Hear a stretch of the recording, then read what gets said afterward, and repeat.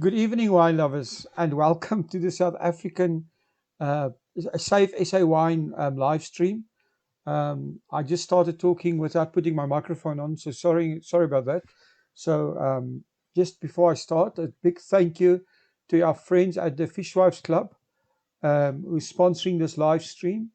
They've got a 45% off lockdown special, and you get a case of Merlot and a case of Sauvignon Blanc delivered to your door via express courier, I've heard. And this lockdown special ends the 31st of August or whenever stock runs out. So you are never going to see these prices again. Thanks again to the Fish Wives Club for sponsoring our live stream this evening. Um, then the big news is the 1st of September is Cap Classique Day, and we want everybody to start celebrating our lovely bubbly, our MCC.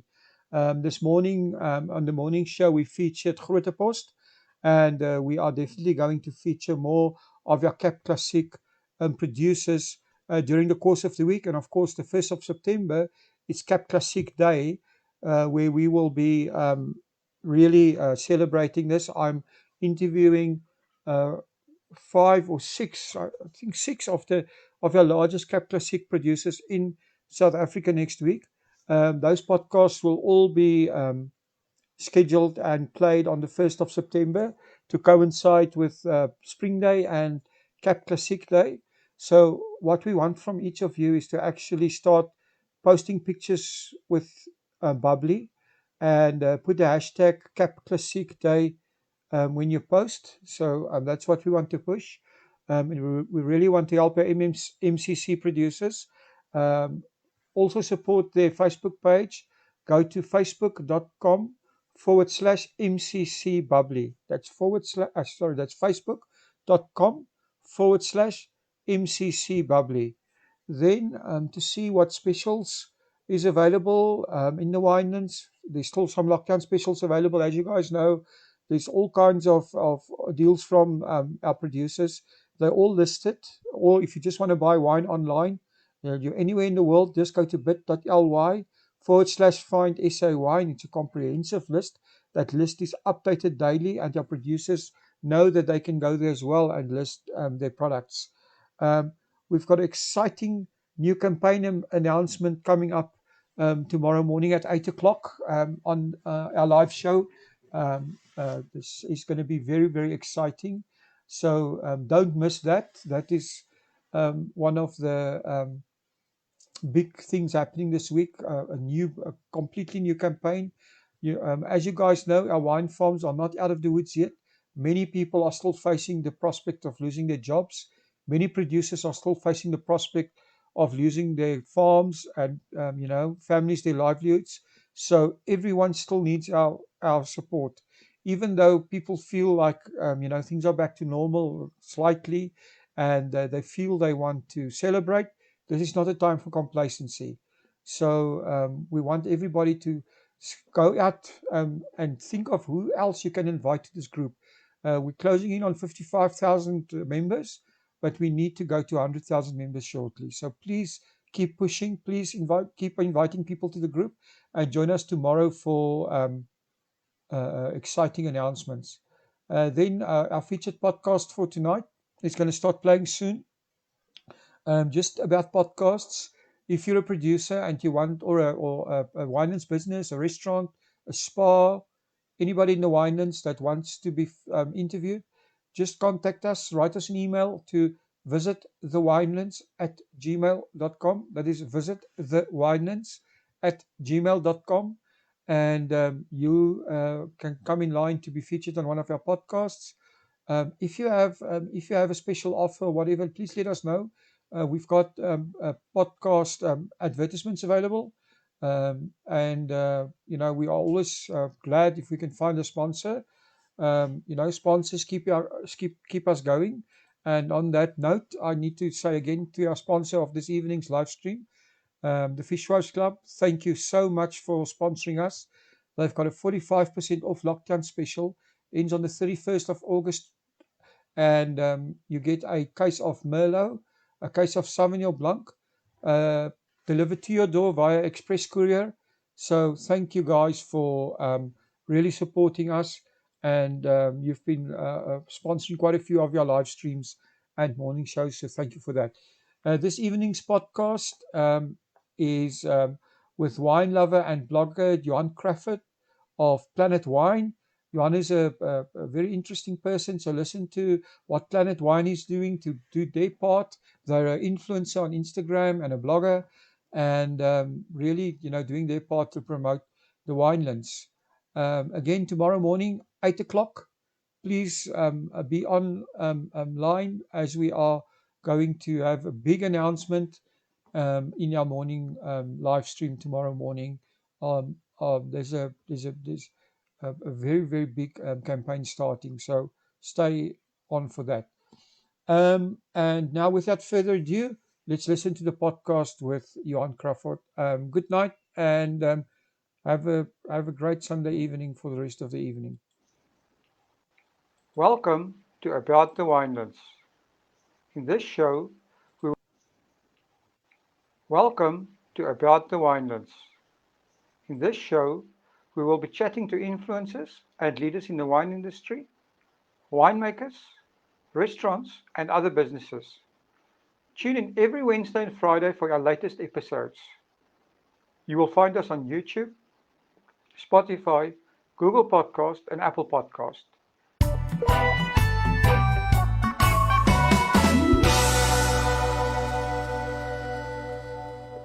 Be sure to subscribe so that you do not miss out. Now, to get on with the show. Good day, everyone. Today I'm speaking to Johan Crawford from Planet Wine. It's a pleasure speaking to you, Johan, and welcome to our show. Yes, thank you very much. I'm glad to be here. Thank you all. Johan, tell us a bit more about your history and how you got involved in the wine industry. It's quite a long story, but I'll keep it brief. I was born and bred in Stellenbosch, right in the heart of the Winelands, but really knew nothing about wine. After varsity, I stumbled into journalism, spent about 16 years in Cape Town, first at in the electronic media and then in print media. Then packed my bags and left for Joburg, where I started a PR company, ran that for 16 years. Decided I didn't like Joburg that much, returned to the Cape to retire. And about after 3 months, I found retirement wasn't what it was supposed to be. And I was looking for something to do. And then a winemaking friend introduced me to the many wonders of wine.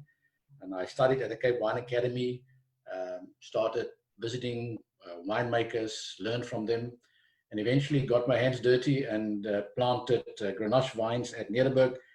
And from there went through the whole process, and I made my first wine in 2010 at the Grendel with much help from cellar master Charles Hopkins.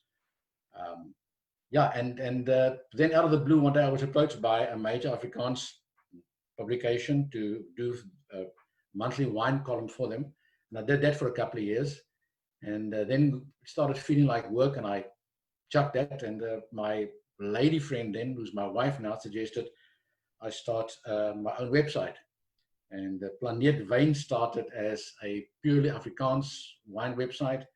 And then I started getting emails from readers saying, why don't you write in English as well? We enjoy your writing, but very often we don't understand what you're writing about. And then Planet Wine or Planet Wine became Planet Wine, and ever since then it's been bilingual. And it's been a wonderful journey. Well, that's amazing.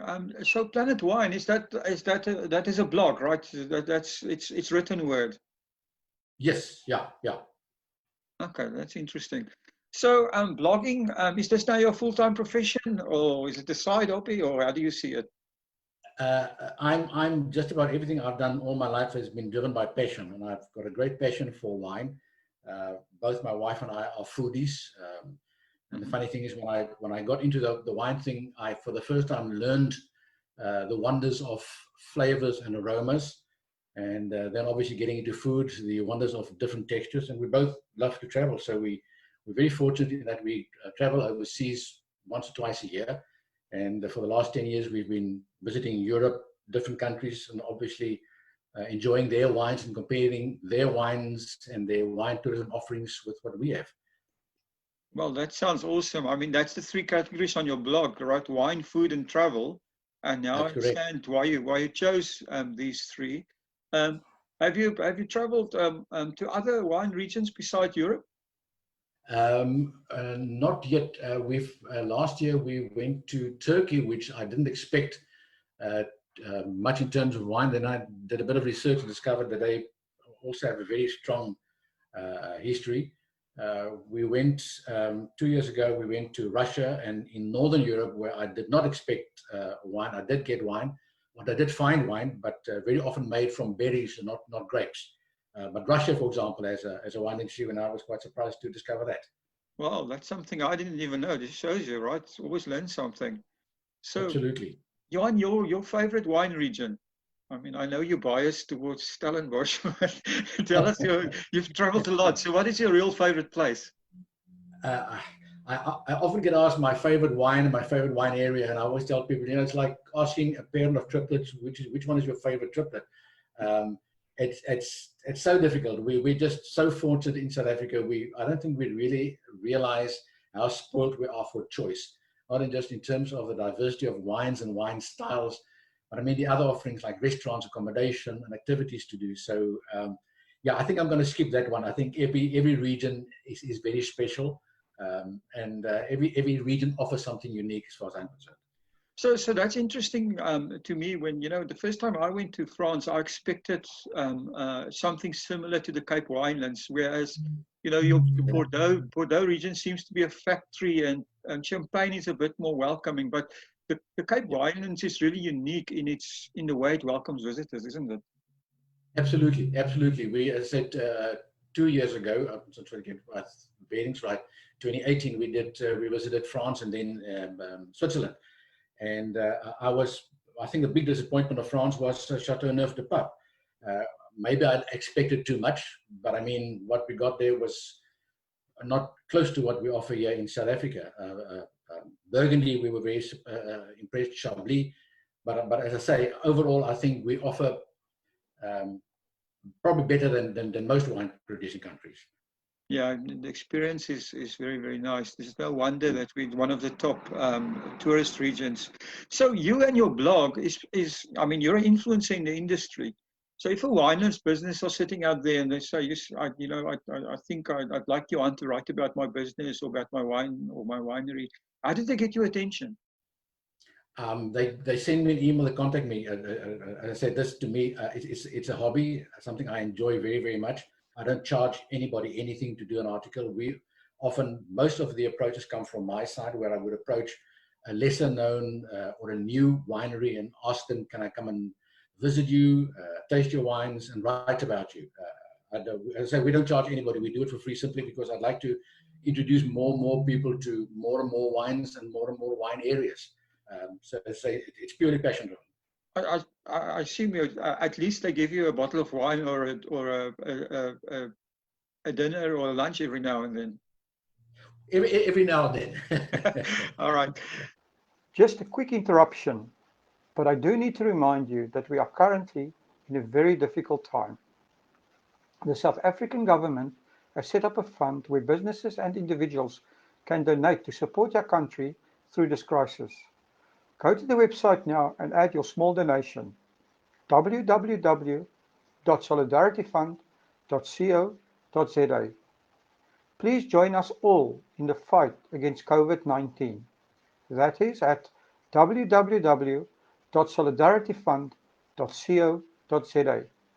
Now, let's get on with the show.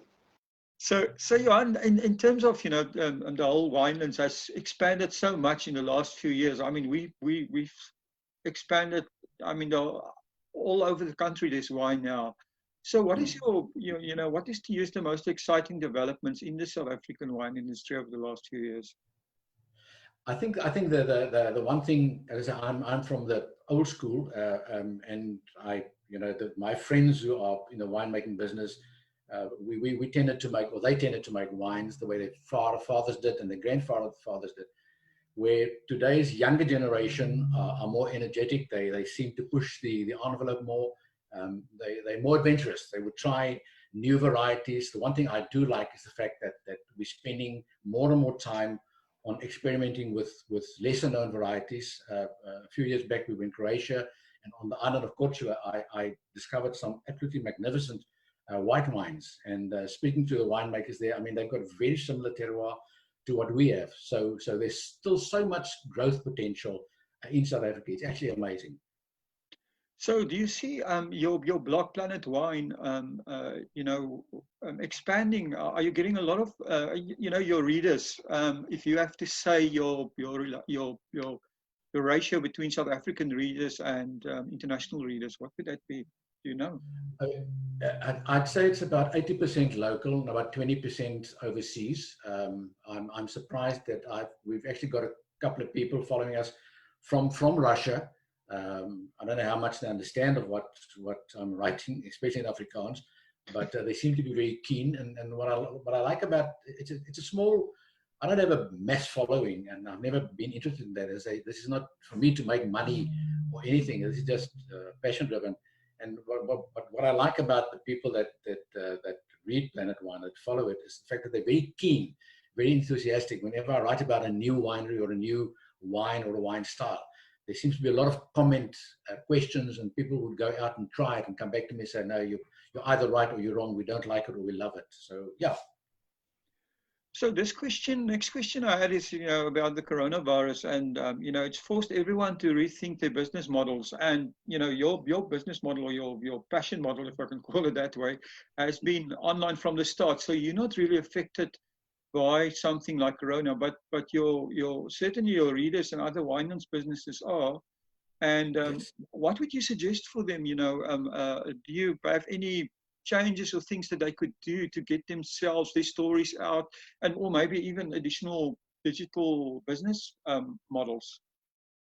I think, Will, this pandemic is forcing us to rethink many things in terms of marketing, in terms of marketing communication. I did find, having a marketing communication background, that too many wineries or wine producers did not really understand the importance of communication as part of the marketing mix. And I've also found that too many wine producers spend too much time and too much energy on the overseas market. I understand that is very important, but if you can't, I think the ideal thing is to have your local market, buy up all your wine, and for me, the perfect situation is where you've got to actually say, hang on a second, we can't sell you any more wine. This is meant for the export market. So yeah, but we'll have to rethink quite a few things in terms of our marketing. That's very interesting. I think you're right in that you're saying, especially now when these lockdowns and stuff are lifted, world tourism is going to take a while to actually rebound. So I think local tourism is going to be extremely important for all our tourism-driven businesses. Absolutely, absolutely. And I think we spend too much time concentrating on the overseas market. The one thing that we've found every year overseas, talking to people saying, come to South Africa, look at our exchange rate. Our rand is worth nothing, so it must be the cheapest holiday ever. And they would say, no. South Africa is actually bloody expensive. And then we did a survey about 2 years ago, coming back from Switzerland, which is extremely expensive. And we did discover that very much of the pricing is aimed at the overseas market and not the local market. And I hope that Corona will now force these people to say, hang on a second, your primary market should be your local market, and your secondary market, your overseas market. Well, it's going to be very interesting to see how things change. Absolutely. So your wine journey seems to, I just wanted to ask you something. Do you still make wine? Or have you I haven't for the past few years. We retired to Jacobsbaai. Oh, okay. We've been living here for 3.5 years. We're moving back to Melkbosstrand now. My wife's been suffering from sinusitis since we got here, so that's forcing us back to Melkbosstrand. We've got property there, so then I'll be closer to Cape Town again, and obviously I'll go back to trying to make some more wine aside. I miss that actually. So your wine journey, what is the most important thing that you've learned? Oh, wine is not a destination. Wine is not a destination. It's a journey, and it's a wonderful, wonderful journey of discovery. And the most beautiful thing for me, after having been in it for about 20 years, is there's no end in sight. No end in sight. I like that. So, Johan, on that note, can you give us your very own wine quote or your favorite wine quote?